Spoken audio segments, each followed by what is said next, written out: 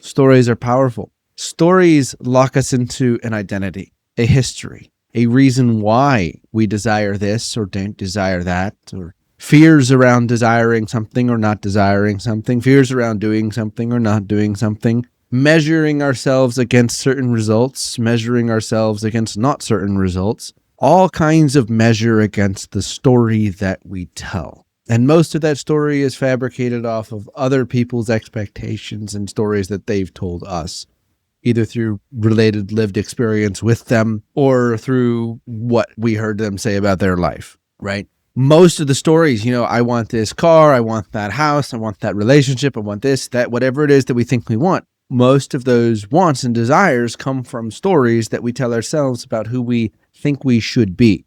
And the story of who we think we should be is largely made up of stories of other people in our life, and we saying we like that, we don't like that, or in our early life, people telling us that this is the type of person we are, or this is the type of person we aren't, or this is what's good and this is what's bad, or do this and don't do this. And all of these stories, doesn't matter their origin, family, friends, school, work, coworkers, relationships, parents, religion, politics, movies, the TV, all of these stories tell us something about who we should be, what it means, why, and where we want to be. And we adopt little bits of those, the ones we like, and sometimes the parts we don't like. And we have a story that says, this is what's possible, and all of this is what's not. So the possibilities that can come from infinite source consciousness, very small, very tiny little pinprick of possibilities can arrive because it has to fit our story. If it doesn't fit our story, it's filtered out.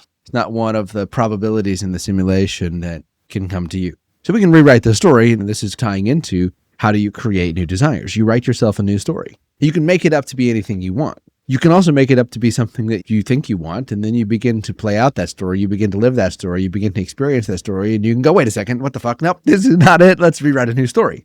And you can throw it out. In order to do that, two things have to happen. One, you cannot attach your identity to the story, and two, you have to have the power to change your identity. Most of us have our identity attached to the story. Deeply, we take it as that story defines who we are. So the freedom comes in knowing a couple of things. It's all made up. All the stories everybody tells themselves is made up. Everything that anybody thinks they want is made up.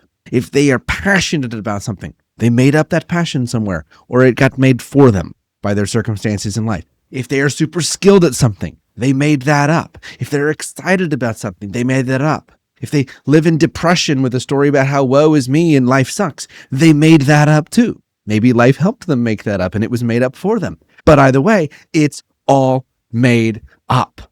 On one side, you say this to the wrong person and it doesn't help them at all. And it kind of screws them up really, really bad and they lose their shit, okay? Because they can't handle the reality that we make it up. And the fact that that is empowerment, that you can do something powerful with that. Some people would hear that and it's like, all right, so what's the point? Some people would hear that and be like, okay, it's all made up. I get to make it up then. And they go and write a new story. Which one are you? Which one do you want to be?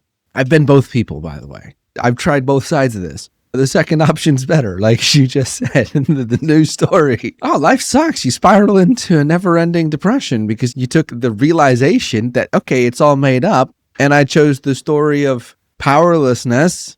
And so that means I'm made up. So that means I'm worthless. That means I might as well just die and nothing matters and there's no purpose and no meaning and I might as well do nothing. And you just start to spiral into a really, really shitty place. Then you also realize at some point, as you're dealing with this cosmic joke, what I realized was, wait a second, that's also a story that I'm telling myself and it's also made up and I'm making it up and I'm actively choosing to make it up that way. What the fuck am I doing to myself? This is weird. This is all kinds of messed up. So we have to be able to rewrite the story and we have to be able to change the identity. But we get really personal with the identity in the story. The story frames our identity.